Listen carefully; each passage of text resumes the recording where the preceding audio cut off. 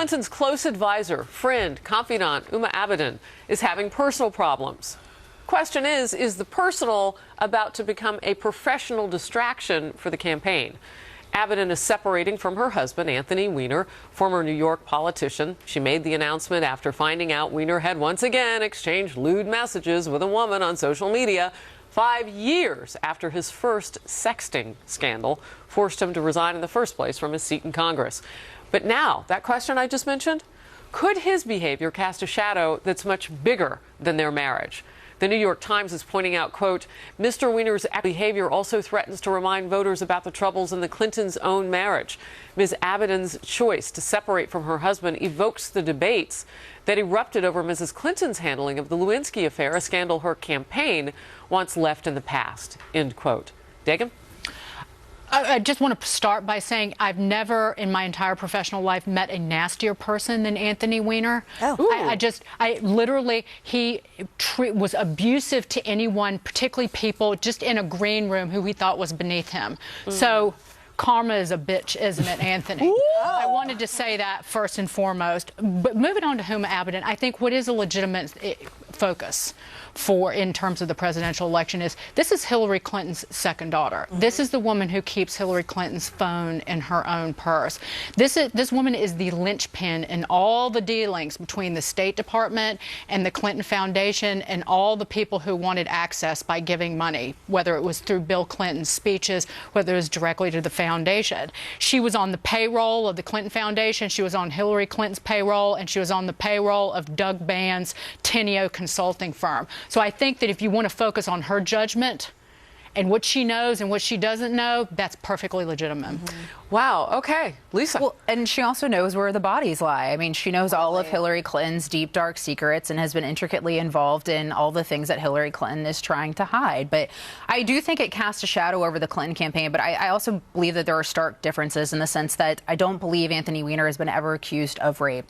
And I also think that the hypocrisy from Hillary Clinton comes from the sense, and the Wall Street Journal had a great article on this a little while ago, about that sense that she's trying to use these women's issues as a sword and also a shield, and the sense that she's trying to sit there and make claims of every rape victim, every domestic violence victim deserves to be heard, deserves to bleed, which is something that she's actually removed from her website since Juanita Broaddus has resurfaced. Well, she was asked about it at an event, and it came down. Well, exactly, but she's also, has been reportedly dragged women through the mud that have accused Bill Clinton. So I think that's where the hypocrisy charge comes from, and that's the difference. But Lisa, here's the issue for Hillary Clinton. You said all of that because of what's happening with Huma Abedin. Well, that's a good point. I mean, it's bringing it up. So I just want to remind everybody that during our show yesterday, Donald Trump had tweeted about this very thing. Or actually, he was talking to the New York Times. Excuse me, he didn't tweet.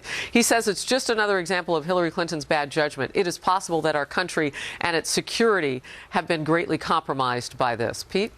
Of course there could be. I mean, you can imagine different scenarios where he's vulnerable because of things he's done, which makes her vulnerable. She's already tied into who knows how many number of potential hacks through the associations with private servers and things that have gone on. So there are real security violations when some other country knows things about you that they shouldn't, that they can use against you in contexts that are not advantageous to you or our country. And if Hillary Clinton is to be president of the United States, Huma Abedin is going to be sitting right next to her, which has we already have questionable international ties from her. That's all bad. And if you're a campaign, the last thing you want is the news cycle driven by your aide all day long. I mean, you're losing when we're talking about Huma Abedin, which is pretty much what we've talked about so far today. Wow. But it's worth noting that Huma Abedin is a very public figure. She's in Vogue magazine this month. She went to the Met Ball. She herself has made herself a very public figure, which is very strange and unusual for aides to presidential candidates. It's highly unusual. So she considers herself on some level a celebrity in some form. You're not in Vogue magazine if you don't think so. So you say this is inbound. But I'm just saying, like, people are saying, oh, you should keep this off limits, you should keep this off limits. She's been in Vogue more than once, in fact. More than once. So all that being said, this woman testified in front of the Benghazi committee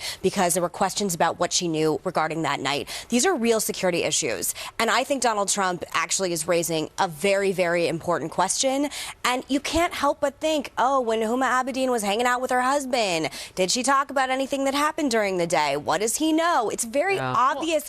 Quick, easy. Yes, Dave. And the bigger picture is I was sitting with a very strong Southern woman, not my mother, who's an undecided voter, and she said, The fact that Hillary runs as an advocate for women makes me sick. Right. She said she spent years letting people step on her, letting her husband step on her, only to then step up. That does not represent women.